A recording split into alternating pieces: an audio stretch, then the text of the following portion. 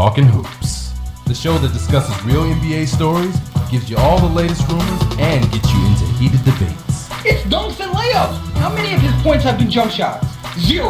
Not 2, not 3, not 4, not 5. 0. It's not happening. Not in this NBA. Maybe in the fantasy NBA that they're playing it, but not in this NBA. We're going to challenge each other in practice. We talking about practice, not a game. Once the game starts, I mean, it's going to be easy. You better get off whatever you're smoking. Strap in, get your popcorn, put your headphones on. This is Talkin Hoopz. It's really good to checking out Talkin Hoopz. Talking Hoopz. Talkin Hoopz, the official talk show of NBRPA Miami. Talkin Hoopz starts right now. Talkin Hoopz, talkinhoops.com. AJ, Kyle, Mark Strickland back with us for the show. NBRPA Miami chapter, NBRPAMiami.com. Check them out. Knicks have a bizarre ending to last night's loss. We got more on that and Mike Woodson. Lots of trade talk going around the league. A lot of players. Mark's holding up Miami Heat jersey. I like it. Good stuff. Good stuff. Goran Dragic, he's one of the guys we're going to talk about in the trades. Nene, DeAndre Jordan to add to that list. Indiana beats Miami. Are they the better team? A lot more on that. And is Portland for real? We got more on Portland and a lot more. But as I always like to start, guys, how's it going? How's everybody doing? Good, man, good. What's up, Mark? I miss you guys, man. Last couple of weeks, man, I've been coaching my JV team at Gulliver.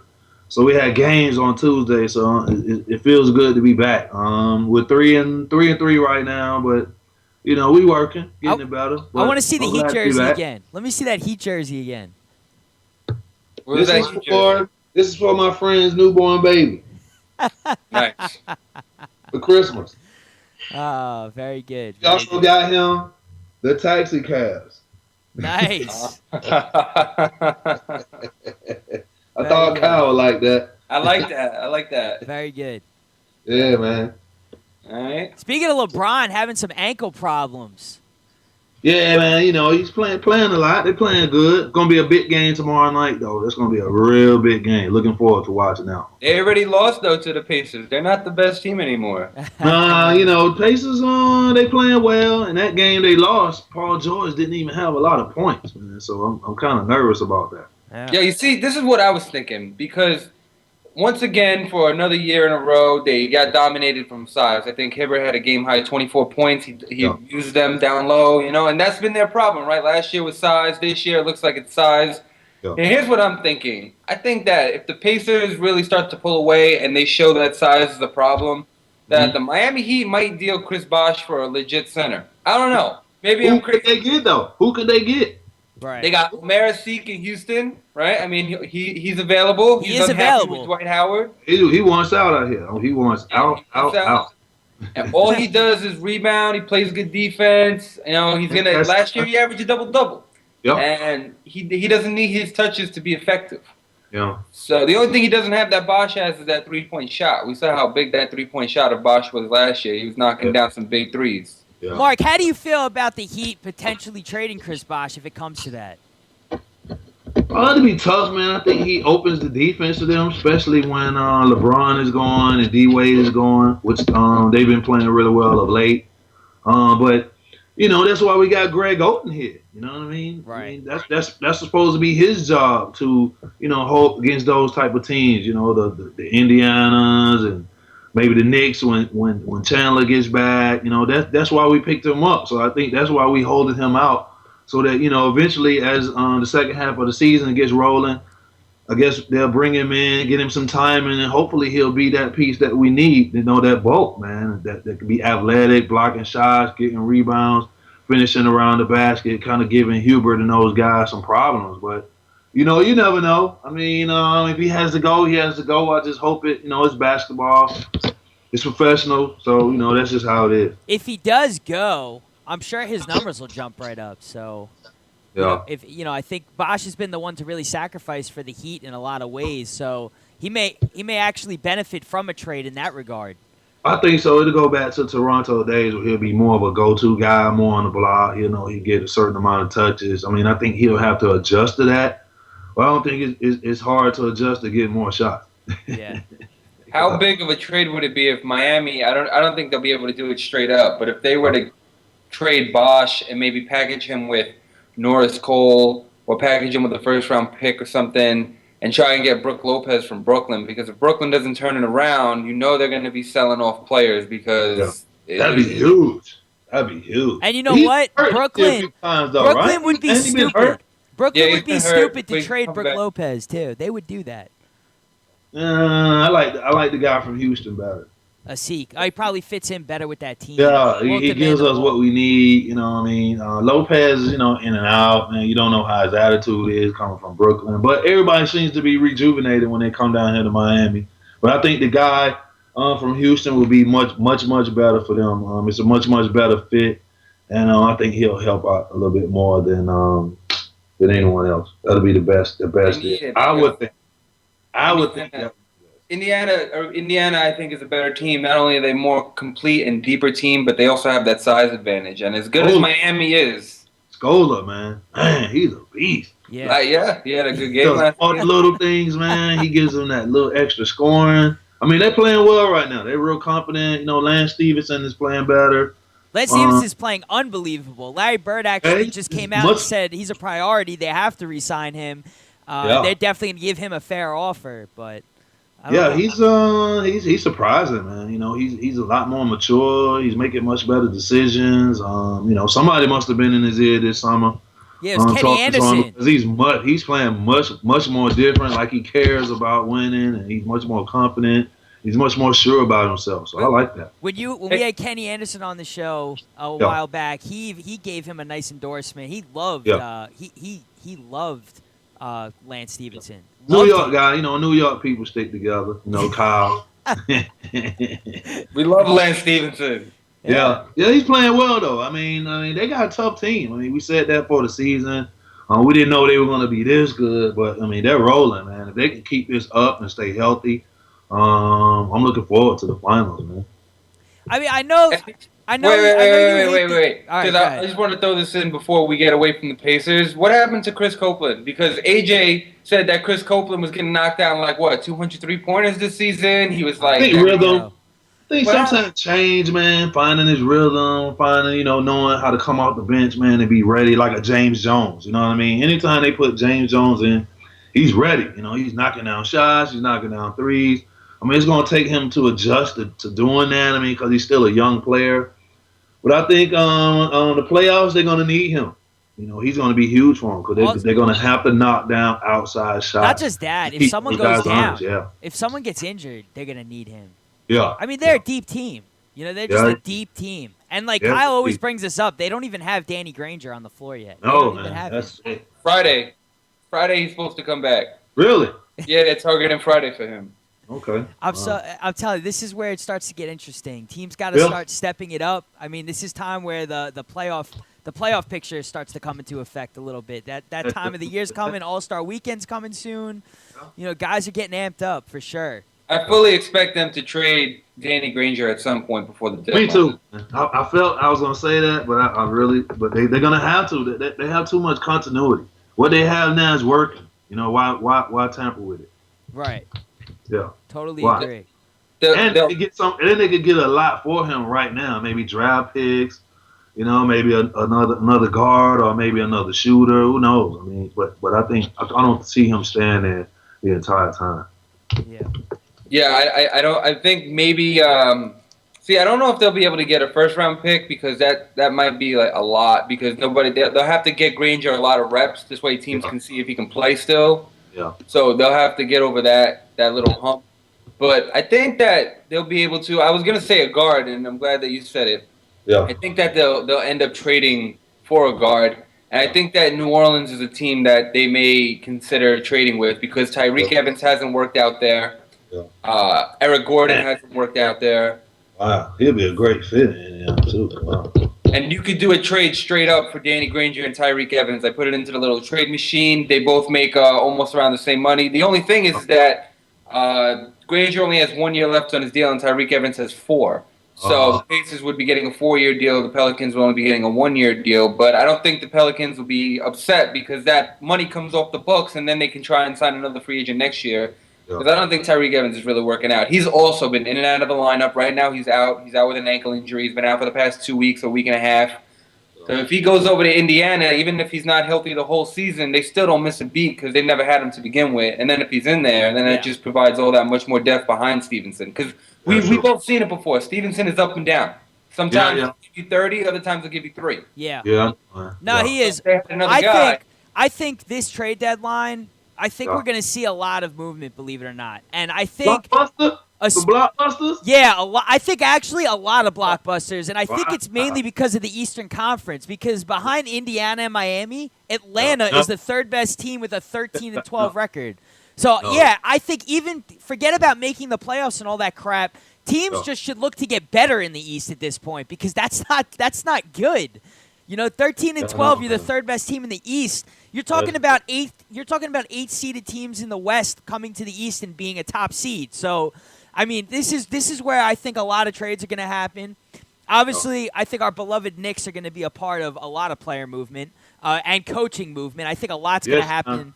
That's happening. Like it's pathetic in New but York. Teams that I don't expect to really do anything, obviously, Miami and Indiana. I don't really think they're going to do anything crazy. Although if Chris Bosh gets moved or something, I don't know. See, I don't think they should mess with that right now. I mean, I don't think they will. That's what I'm telling you. Right. I think that's what Greg Oden. They're patient. I mean, they're patient. They're going to bring him along slowly. That's why they signed him in the offseason. That's his job. I know they said. I know we talked about them looking for another guy to kind of fill in for when Dwayne Wade doesn't play, a guy like Jordan Crawford or something like that. But they don't really have to do anything. I mean, they're 18-6, and it's still early. They're, I think a lot of these guys are still in cruise control. So, the Heat, the Indiana, the Heat, that's going to be a good game. But I think Indiana's going to win if they come to play for sure.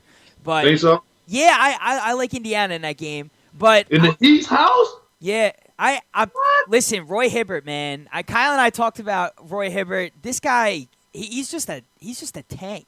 He's just a tank. He's huge. Yeah, he's a big dude. Last year, man, he would have games like that, and then we get him in foul trouble, or we start running. We get to our transition game. Yeah, he couldn't keep up. Yeah, it depends on how the game goes, and each game is different. So look, what I'm saying, when you play in the league. So that game, it was a half court game. He was effective, but this game he may not be effective because the Heat is at home. And we may get in the transition game, we may get to knocking down threes, and you got to take him out there. Yeah. So depends on how the game goes. Right.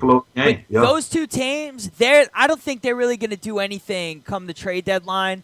Portland in the West, Oklahoma City, San Antonio, those are 3 teams also I don't see really doing anything too crazy.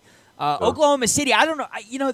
I think they surprise a lot of people because guys and Kyle and I were actually talking about Jeremy Lamb stepping up in a big way for that team before the show. But, they have guys that have really, I think, surprised a lot of people. I don't think anyone thought Jeremy Lamb would be anybody this season. I thought it was nice last year. He got an opportunity. He took advantage of the opportunity. I mean, he showed he could play. But I didn't think he was going to contribute this much. I thought Reggie Jackson was going to contribute, but I didn't see Jeremy Lamb being this much of a contributor.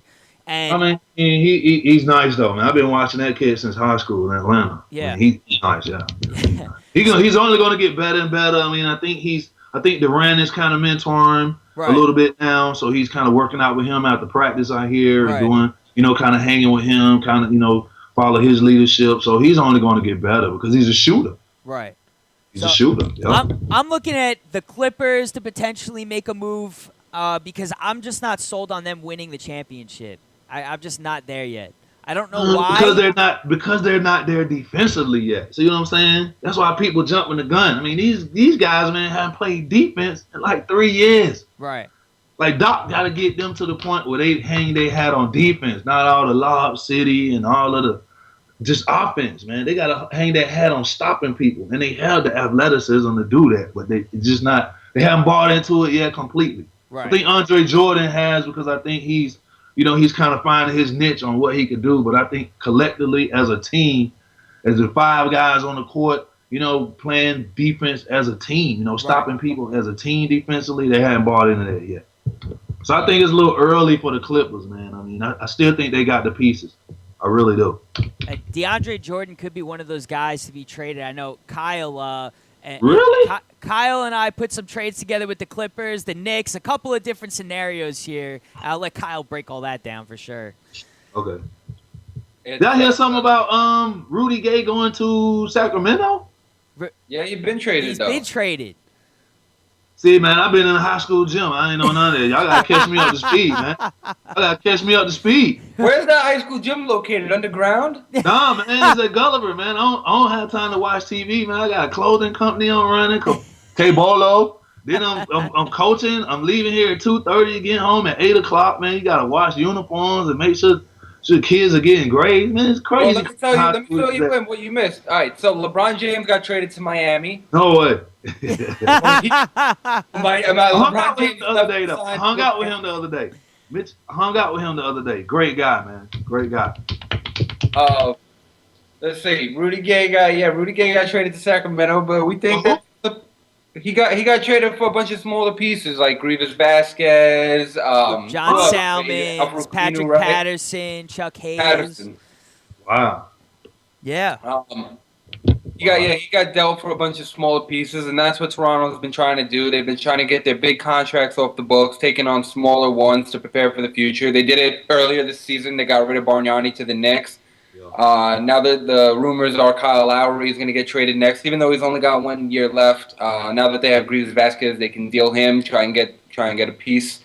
And I still think DeRozan is next on the chopping block also. I just think that this guy, Masaya Ujiri, or however you say his name, the general manager, he just wants to sell everything. He wants to start over fresh from scratch, and he's almost there. I mean, he's halfway done with the puzzle. How much does DeRozan make? It's going to play out, but that's where he's at. I think DeRozan makes like, what, 15, 16? Is he close to? He's not close to Chris Bosh, is he? No? No. Okay, all right. No, I think that'd be a great trade for the Heat, though. We could get him when D Wade is out. You put Bosh back in Toronto? Is that what you're trying to tell me right now? Yeah, man. Yeah, send him back. Send him back. It wouldn't be bad. It wouldn't. Him and Vascalunas, he gets a good center to play next to. I mean, up and coming. I like Vascalunas. Or when D Wade's out. Come on, man. Yeah, definitely. But anyway, in Mark's defense with the Rudy Gay trade, Rudy Gay didn't play till like a week after he was traded. No, it was like a few days. Whatever. It felt like it was longer, though. He didn't I was waiting. I turned on the game when I thought he was going to play. And because he was at the arena, but he didn't play. And then the following game, he didn't play either. And that was 2 days after that. So I don't know. And then when he finally did play, I was like, wow, I feel like this is like a long time coming or something. So, but yeah, they didn't win, though, so it doesn't matter. Okay. Well, yeah, they didn't win in his opening game, and Sacramento's going to be an interesting team to watch. Now they got DeMarcus and Rudy Gay, and Mike Malone already came out and said either one is going to be on the court at every time. Every time you're there, you're at least going to have one of them. And Isaiah Thomas, he said, is going to lead the league in minutes.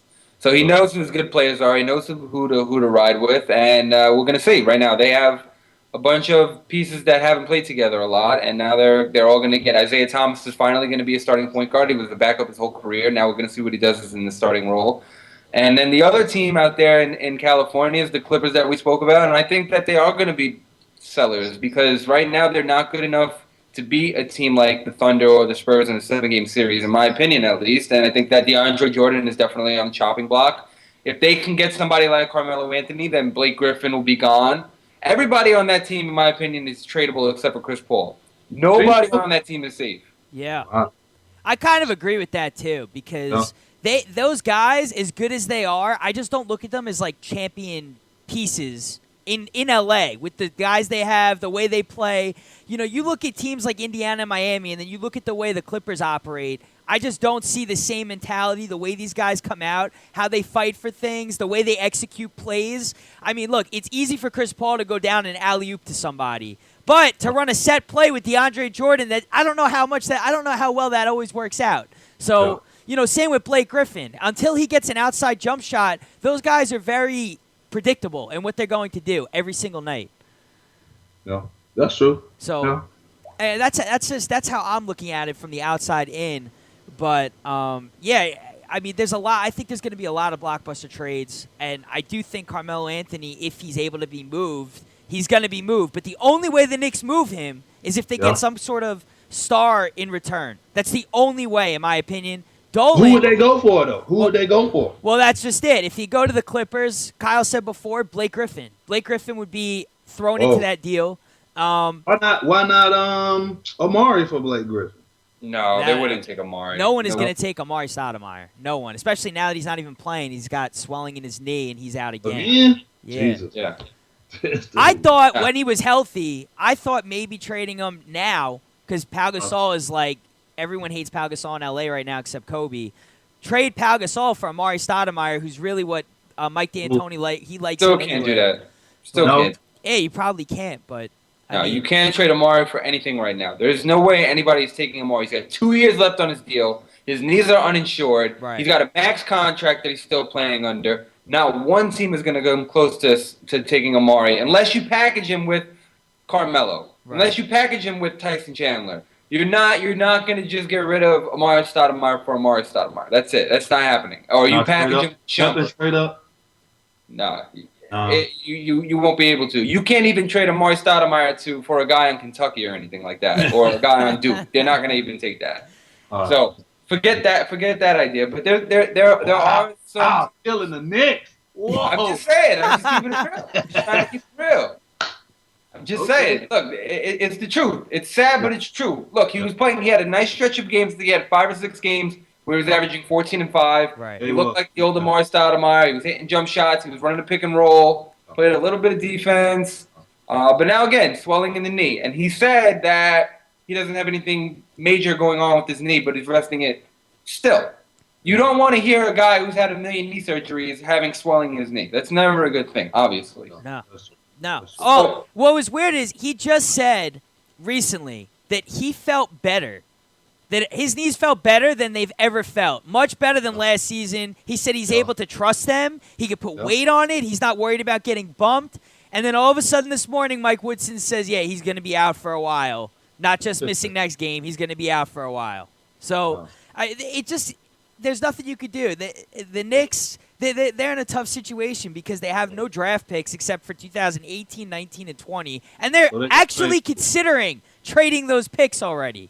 So I don't understand that at all. No, they have a draft pick before that. They don't have this year's draft pick, but they have next year's draft pick. Really? I did not know that. You can't give away consecutive first-round picks. That's why. So if they don't have a draft pick this year, then they have to have one next year because it's against the league rules for them to give away consecutive first-round picks. Oh, learn something new every day. The 2018 pick we all know about because they're allowed to deal that one. They can trade that one. They can trade the 19 and 20 too.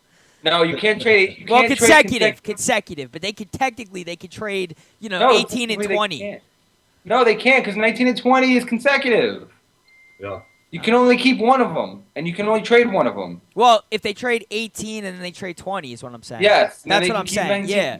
So 2 of those picks already, we're talking about dealing here.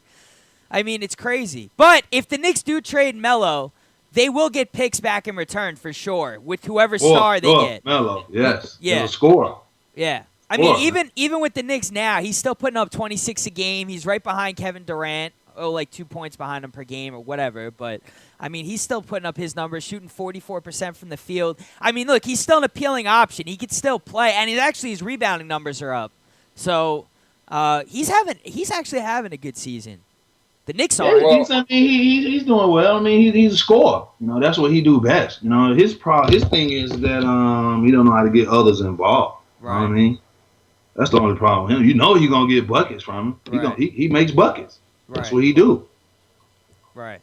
I'm just not impressed with his season as a whole. Fine, he's shooting 45% from the field. Fine, he's scoring 26 points per game. But if it's not equaling wins, then what's the point? Right. There is no point. It's all about wins and losses. Yeah. Winning. Fans don't get to celebrate Carmelo Anthony winning a scoring title. I want to see my team win the championship. I don't want to see Carmelo win a scoring title. If he can do it in the process, great for him. Right. Yeah, that's true. If he scores 32 and they lose, what good is it? Right. What good is a 32-point performance? Right. Yeah. So he's definitely. I don't. First of all, no one knows if he's even going to come back to New York. So if you're going to get, trade him now, you can get something for him. They have to trade him now. Right. In my opinion, there's no going back. Carmelo Anthony has to be traded. Number one, this season has gone so poorly that if the Knicks miss the playoffs, or if the Knicks get bounced in the first round, which both are very likely, he is going to get killed by the fans and killed by the media. He is not going to stick around for that. He can opt out. He's just going to go somewhere else, take the money, and run somewhere else. Right. So he wants to be in LA anyway, man. He wants to be in LA. Yeah, I mean, he already said that he wants to test free agency. He wants to experience it. Yeah. And So, by the way, if he goes to LA, he's not. I don't think it's definitely not the Lakers. He's going to the Clippers. He wants to play with Chris Paul. That's what he's wanted to do from day one. And if he does happen to stay in New York, then Kevin Love is not the option here. The option is going to be Rajon Rondo. And if they could somehow convince him to come play with Melo, that's the only thing they can do. Melo needs a point guard. He doesn't need a power forward. He basically is a power forward, small forward. And whatever power forward, small forward that comes to play with him is going to be taking a back seat to him. They're not going to be the guy. So if Kevin Love comes to the Knicks, it's still going to be about Melo if he's still there. It's not going to be about Kevin Love. So if whatever teams get that's a good mix either. That wouldn't be a good mix. Because all they're going to do is turn Kevin Love into a jump shooter. Exactly. Exactly. You don't want that. No. Exactly. But, the Knicks obviously are they're in the headlines right now because they're doing really bad. They don't have draft picks, and there's gonna be movement on that team because if this keeps up, there's gonna be trades. Shumpert's got. How about this? And as long as they don't trade Junior, I told Kai, as long as they don't trade Junior, then I will stay a Knick fan. But he's doing well though. He's playing well. He's playing. That's what I'm saying. Yeah, when he gets opportunity, he plays well. He takes advantage. If they trade Junior, I'm done. I've been a Knick fan for a long time. If they trade this guy, then I'm blaming me not being a Knick fan on management. I'm going to become like a Steph Curry fan because I love that guy, and I'm just going to follow him wherever he goes. You heard it here. More pieces, though. It needs some more pieces. Yeah, definitely. But we ain't on the West yet. Not on the West yet. We're not on the West yet. We're still at the Knicks. We're still at the Knicks. Still with the Knicks. Still with the Knicks. Yeah. How about if you want Kevin Love so bad, why don't the Knicks try and trade Carmelo Anthony for Kevin Love? No way, because he's not going to go to Minnesota. Right. Are you kidding me? He's not going to Minnesota. Exactly. Sign and trade. Well, make sure you guys do a sign and trade. Wait, something that I kind of figured would be a nice thought. You do a 3-way deal with the Wolves, the Knicks, and the Clippers, and Blake Griffin and company goes to Minnesota. The Knicks get Kevin Love, Melo gets LA, everybody's happy. But that would be maybe the biggest blockbuster trade of all time. Yeah, I'm down with that. That'd be nice. I don't know. I don't know if Minnesota. I don't think they would do that yet, though. I don't think they're just set. Well, not just for Blake Griffin. They would have to get something else because obviously Kevin Love is way better than Blake Griffin. Yeah. But if they included, like, if Shumpert and Blake Griffin both went to Minnesota, or if Redick and Blake Griffin go to Minnesota and the Knicks also get. Oh. We're losing Kyle here, Mark. We lost Kyle. Yeah. Oh, man. He was in a good thought, too. It happens. Kevin Love is better than Melo. There he is. All right, Kyle, you're back. You broke up for a second, Kyle. So what were you saying? You got to say that all over again. You got to say that all over again. Yeah, you missed all of that? We missed all of it, dude. I was dropping some dimes there. Blacked out, man. You would have to give Minnesota way more than just Blake Griffin. He would need to be packaged with Shumpert. He would need to be packaged with J.J. Redick, something else. Right. Because they're getting even though Blake Griffin is very good, he is not even close to the level of Melo and Kevin Love. Right. So they would need to get something else. But if you give them Shumpert also, maybe Shumpert and Blake Griffin, they'd give up Kevin Love. It depends. It's hard to part with somebody like Kevin Love, but if you're getting a ton of pieces in return, including some guys that can be all-stars, then that's a different story. Well, Minnesota, in my opinion, has they have the best position where if they give up Kevin Love, they still have Pekovic at center, who dominated without Kevin Love last season. He played really well. So adding a guy like Blake Griffin to that team, I think it won't really take away. It may actually make them better because look, as good as Kevin Love is, I'm not saying that you should take away touches from this guy, but he dominates the ball. I mean, the guy had 42 points the other night. You know what I mean? This guy takes a ton of shots. So you have other guys on this team. Better. What's that, Mark? It will make Ricky Rubio better. Yeah, exactly. Yeah. Yeah. So I think, you know what, Minnesota should consider that, especially now. I don't even think they're in the playoff. I don't even think they're making the playoffs if they were to happen tomorrow right now. So they got to do something there. But I know Kevin Love, he likes New York, but I think he likes New York if Melo is not on his team personally. That's just Let's talk about why you may not like New York, and it starts with yesterday. Yesterday's game really against the Wizards really put the Knicks season in a nutshell. I mean, you got to see exactly what was wrong with the Knicks yesterday. They struggled against a mediocre team. They were up by like 4 or 6 points with 2 minutes to go in the game. right. And still find a way to lose. With Mark, I don't know if you know what happened in the Knicks game yesterday, but there's like 10 seconds left.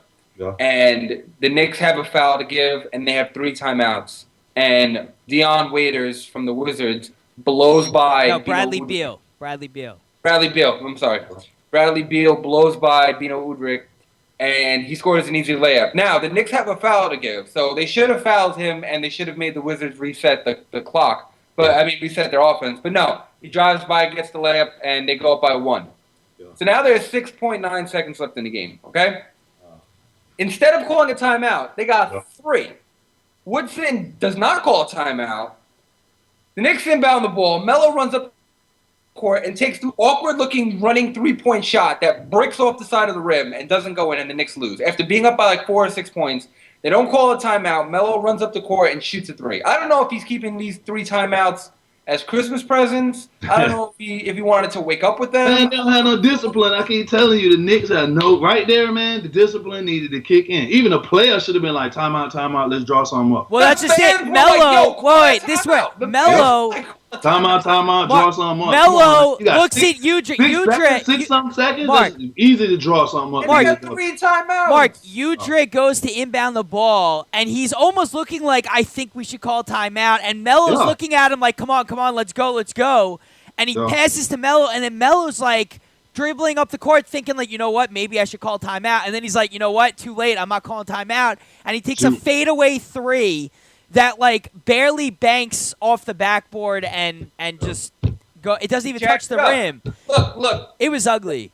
The end result, even if they called the timeout, would have probably still been Melo jacking up a 3. Yeah. But you know what? At least you drew up a play. Yeah. At least you called the timeout and you got the ball inbounded at half court as opposed to taking it up full court.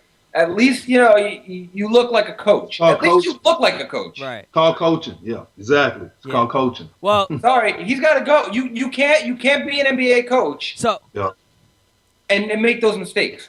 Who do you think they're gonna go with as coach though? Me. What are they saying in New York? Like any names going around?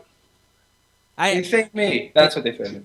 I mean, if I was the Knicks, I would try to get someone like Jerry Sloan or something, if not Woodson. Really? I mean, Woodson coming to leave Utah to come to New York? Yeah. Yeah. No way, man. I'm guessing you don't like that. You don't like that. No way, man. No way. Mark, why don't you lobby for the job? No way. I wouldn't even want that job, man. They better put like what's my man, the shooter who's in the office now? Al Houston? Allen Houston might be the coach or something. That's actually what they were saying. They'll bring Zeke back. No, don't even joke about that. You can't even joke around about that.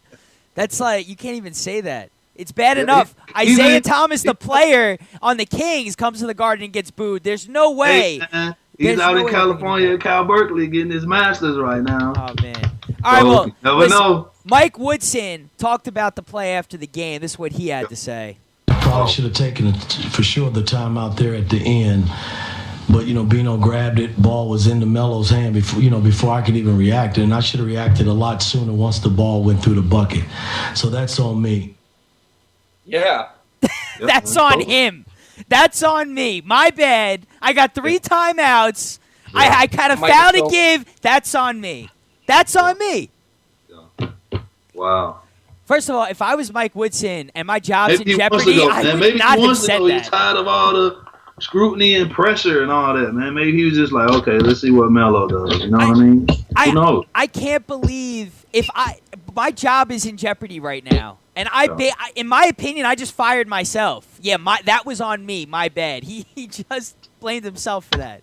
I mean, this Who is else can be blamed? There's nobody else to blame. No, you can't blame nobody on that. I don't know. Yourself? Yeah. I don't know. I feel like players know too. You should take a timeout when you take a timeout, whatever it is. Have a fight with the coach on the bench. The situation you're in, I don't know. I mean, this is getting crazy though.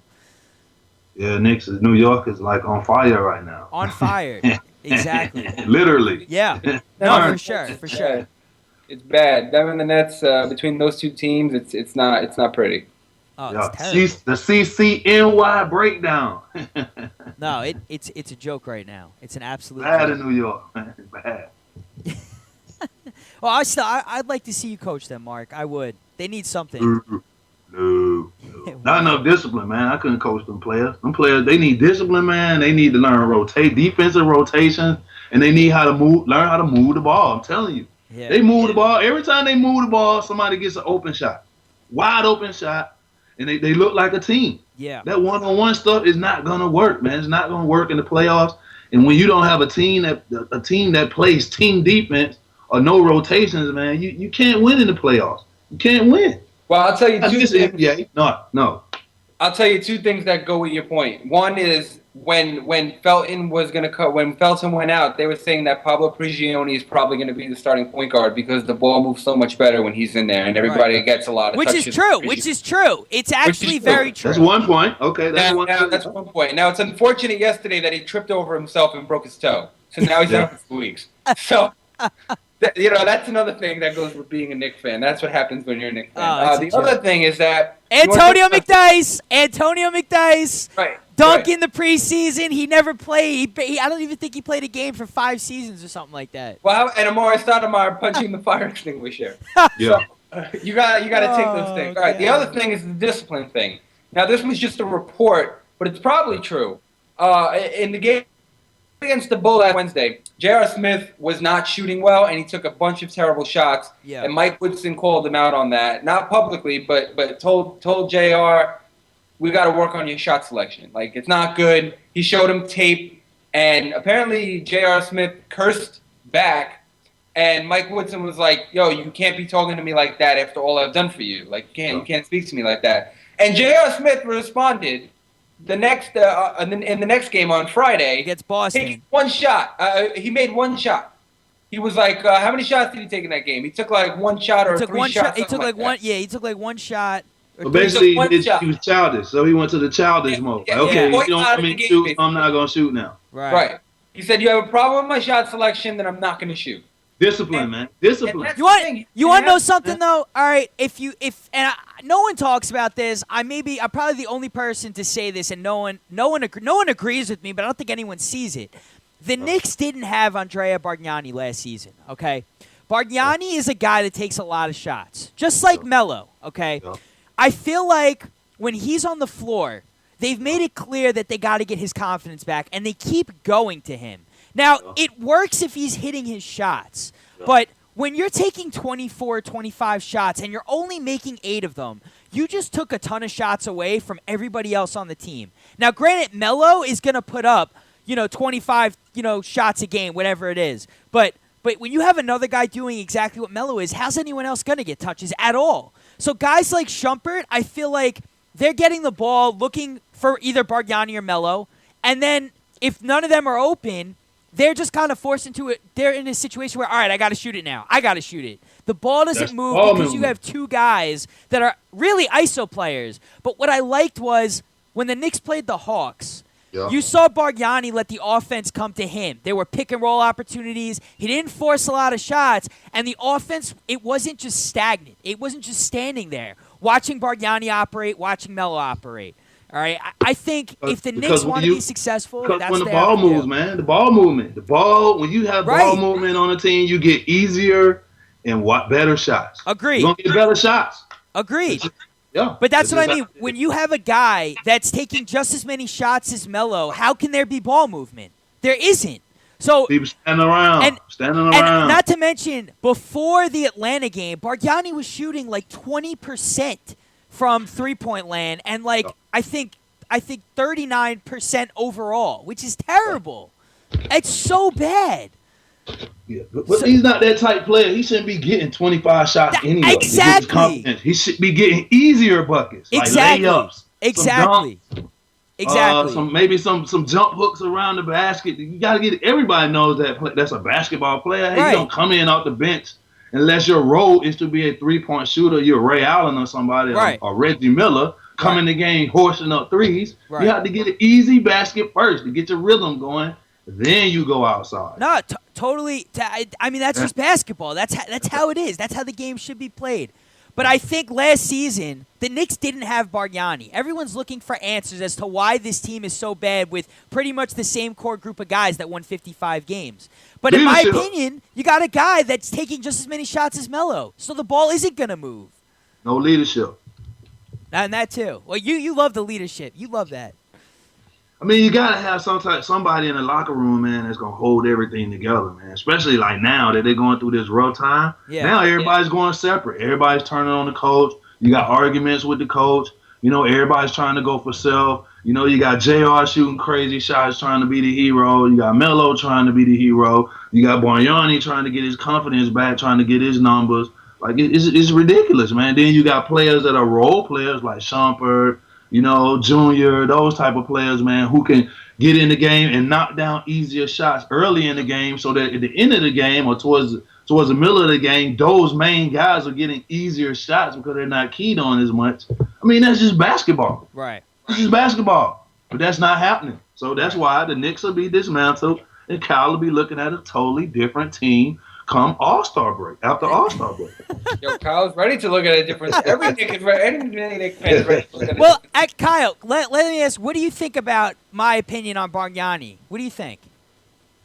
They brought him in to do this. I think I think that they needed somebody to not only bring size but bring more scoring. They needed more scoring because their problem in the playoffs last year against the Pacers was that they couldn't score. The Pacers shut them down. Melo got his points, but JR wasn't scoring. Raymond Felton wasn't scoring. Your boy Chris Copeland wasn't scoring. These guys weren't contributing, and the Knicks were getting beat down on the boards and score. So they figured, all right, we'll bring in a power forward / center who can help on the boards and score.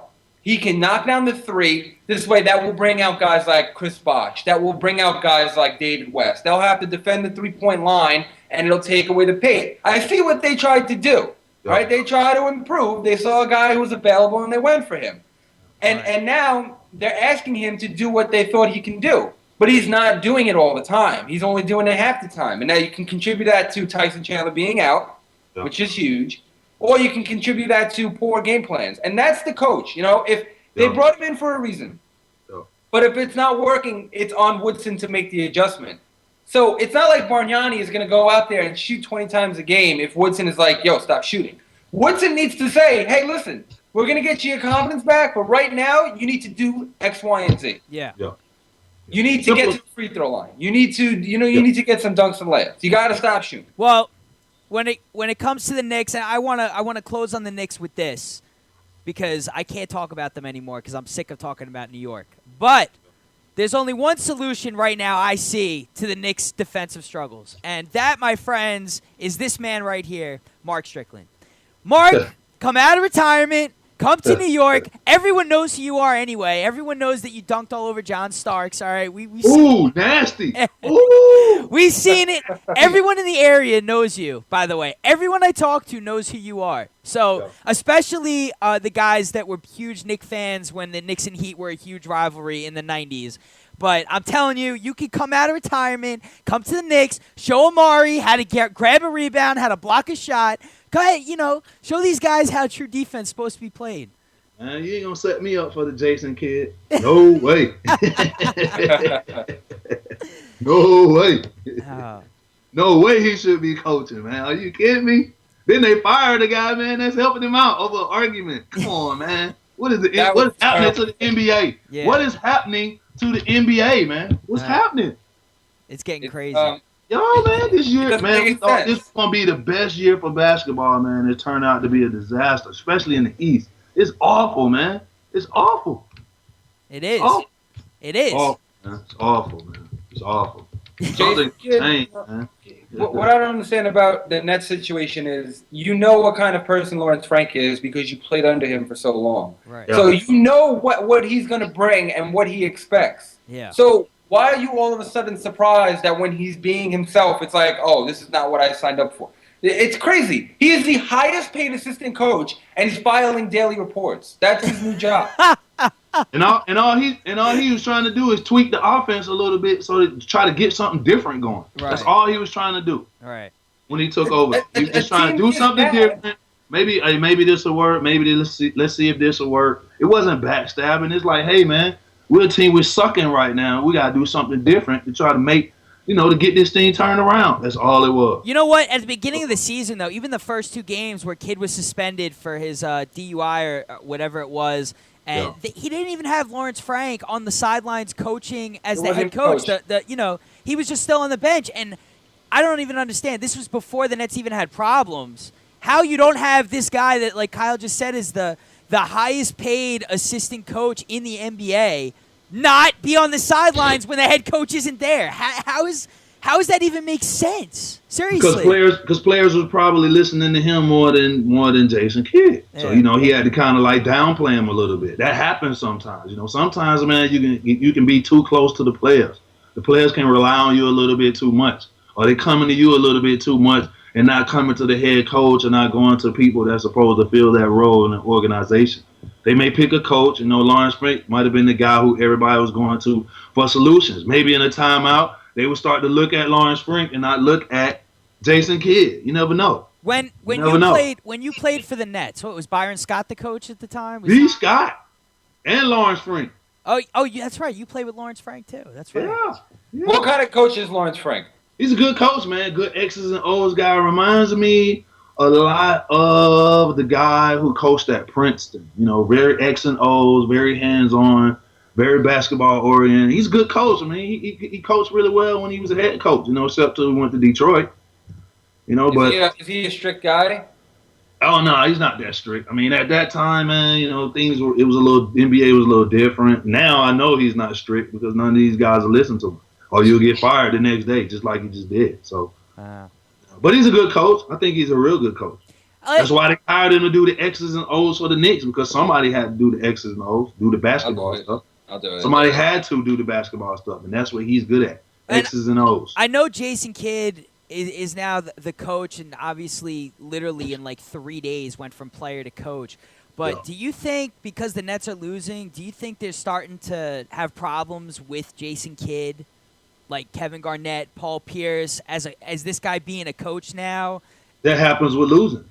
That's what I'm saying. That You think that that locker room's all messed up? That's what happens. I mean, you start to question the leader. His job is to put guys, as a head coach, your job is to put guys in a position where they're going to be successful. Yeah. And right now, that's not happening. Guys I know. are not being successful. You got Garnett not playing well. That's what I mean. You got all these guys not playing well. There's no continuity. There's nothing. I know everyone's saying that Kevin Garnett is kind of out of it. He's past his prime. This is like his last stop type of deal. Maybe he's going to call it a career after this season. I don't think so. I think it's just he's in an awkward position, man. He's not. He has a coach that don't know how to put him in a position where he's going to succeed. I just can't watch. I can't watch games where Kevin Garnett's only getting 4 to 6 points a game. I don't like that. I can't watch it. It's so disappointing to see him doing that. Yeah. I feel like for him, he should just look for his shots more. Forget the offense. Just play. Yeah. I mean, it's just a joke. Brooklyn, New York, the whole New York, Brooklyn area, everything. It's a joke right now. Bad, man. It's bad. And Chicago now in the East, I know Derrick Rose isn't playing with them, but they've kind of been a disappointing team as well. So I'm not too. That's another team I think should start making moves. I think Luol Deng needs to be traded. He's in his last year of his contract. What's the point? That's the only piece they can move. Yeah, maybe be nice for the Heat though. What about that? You want everybody to go? Nobody else is going to the Heat. Chris Bosh for Luol Deng. We need a defender and another shooter. Luol Deng. Nobody in the East is gonna be like, yo, let me help out the Heat more by giving them some assets. Nobody. Nobody is gonna give the Heat any handouts. You got Luol Deng that could be traded. Carlos Boozer could be amnestied. Why don't you take Boozer? Why don't you take Boozer, Mark? No.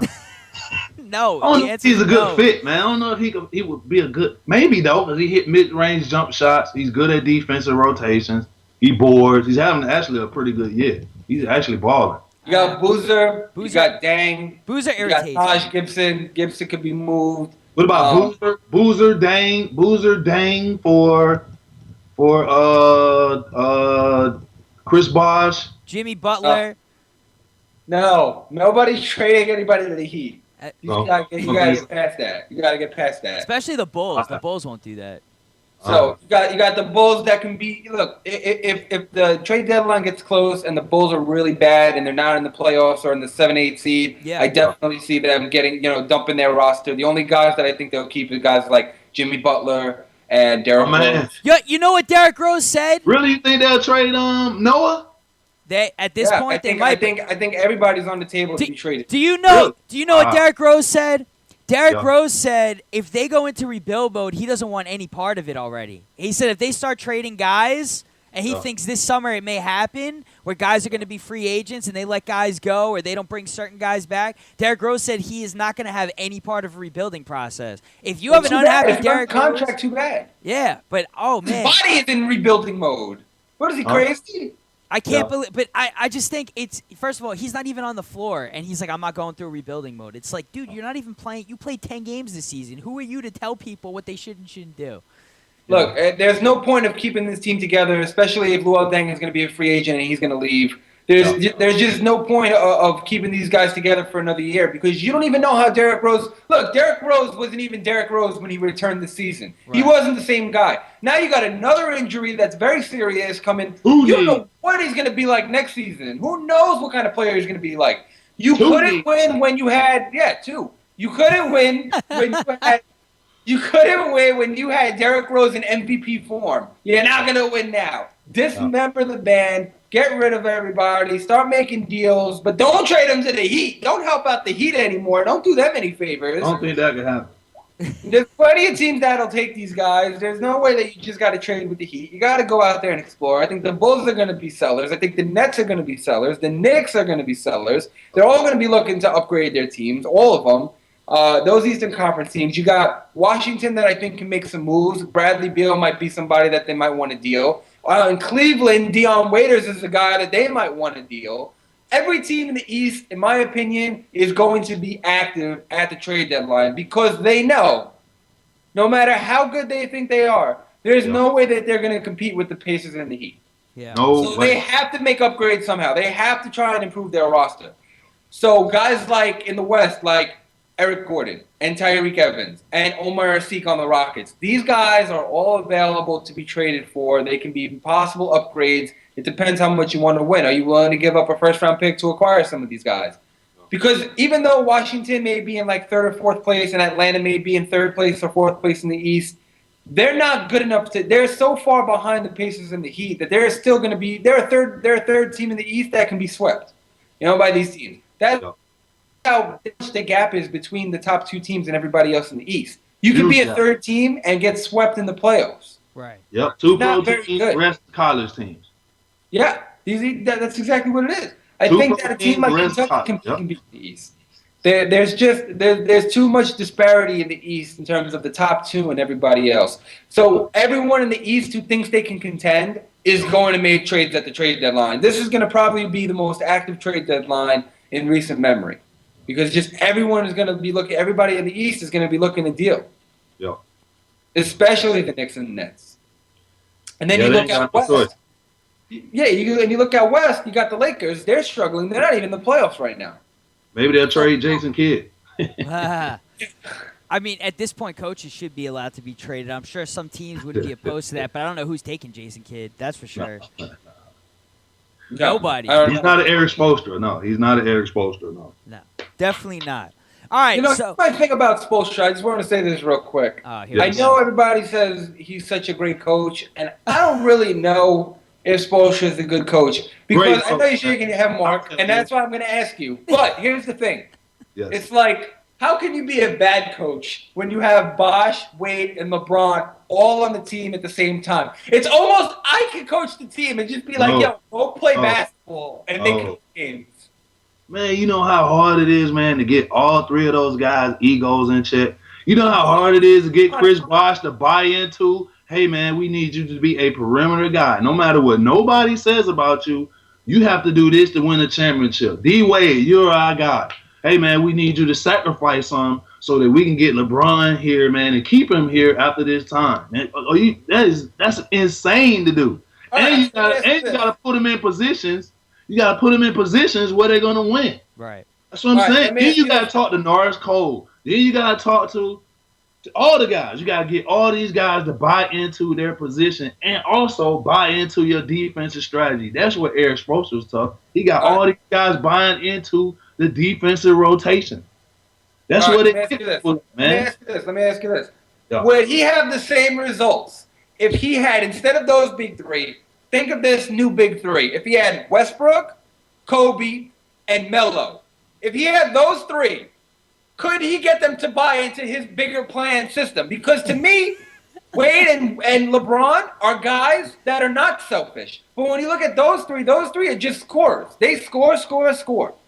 I bet you money if he was the head coach of the New York Knicks, they would have more wins now than they do more wins right now. I was the head coach of the Knicks. They'd have more. But I'm just saying though, it would be like 9 day. I guarantee you, Eric Spoelstra would have those guys buying into what he was selling, or he would get rid of the guys that wouldn't. But you got to also think, Eric Spoelstra has Pat Riley.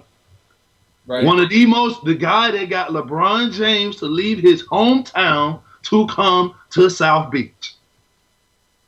Right. That's what I'm saying. So to some degree, you're right. When you got a Pat Riley that at practice every day, overlooking things, maybe writing stuff down, or mentally, taking pictures of things, and then going in, sending notes into him at halftime, that may be happening. You never know.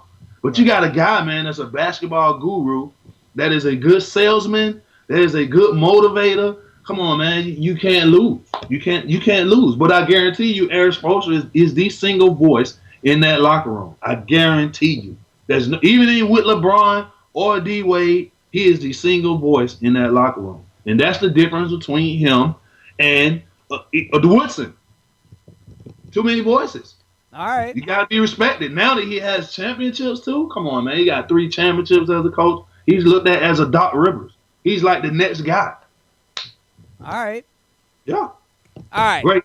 Well, great. I think it's harder to coach. I think people think it's easy when you have like a Kareem and Pat Riley really can't coach. He had Kareem, he had Magic, he had James Worthy, he had Michael Cooper. But you also have to understand that you got to get these guys to buy into a system.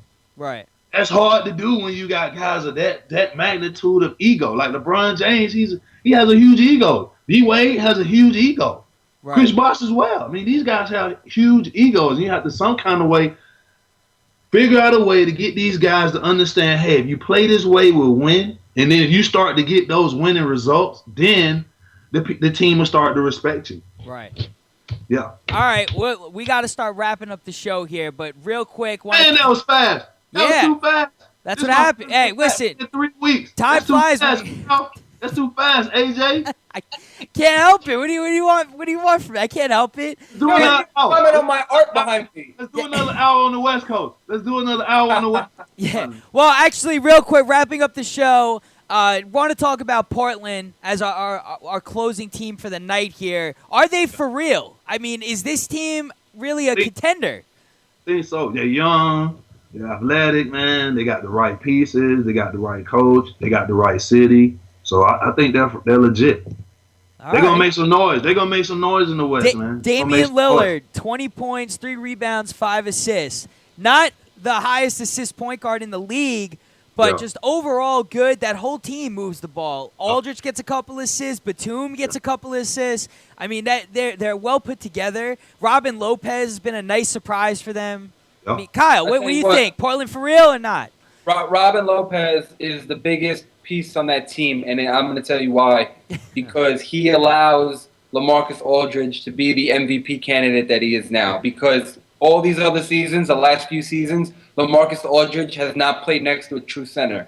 And that's hurt him because he's had to play a lot more center, and he's had to take on a role in that regard. Now, Robin Lopez, he's only like a 5 and 6 guy or something, like whatever his numbers are. He's not going to kill you in the stat sheet. But he does dirty work. He does the dirty work. He rebounds, plays defense. He takes care of all of that, and LaMarcus Aldridge can just focus on being LaMarcus Aldridge. And everyone said about Robin Lopez, everyone said that they wouldn't even trade Robin Lopez to the Rockets for a Zeke because they're so happy with his production right now. So, I mean, that says a lot. That says a lot. He finally found a good situation for him. He's having a great year. He is on my fantasy team. That counts for something.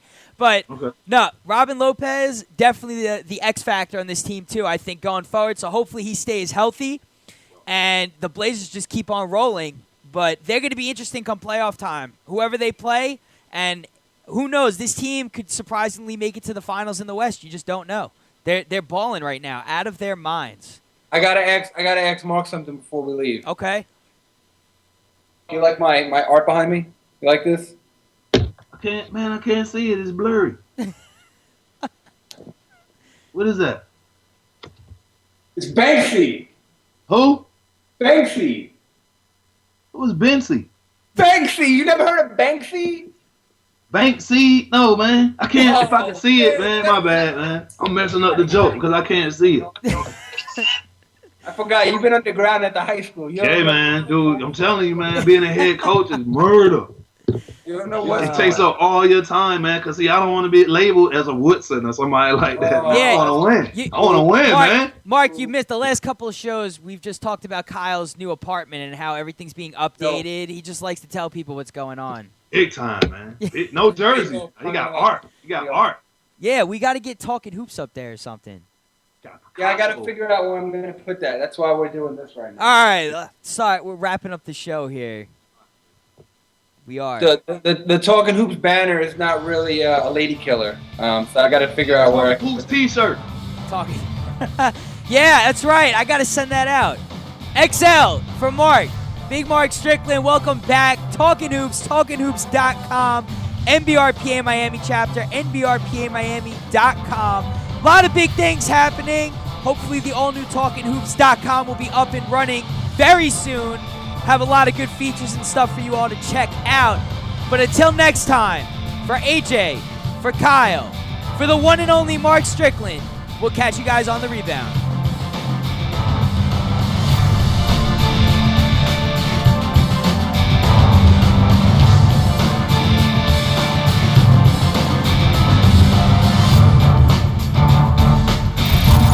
Until Talkin Hoopz comes back into play, stay connected by getting at us on iTunes. Keep up to date with all the latest basketball news and rumors, and check out all our shows by logging on to talkinhoopz.com. Catch you on the rebound.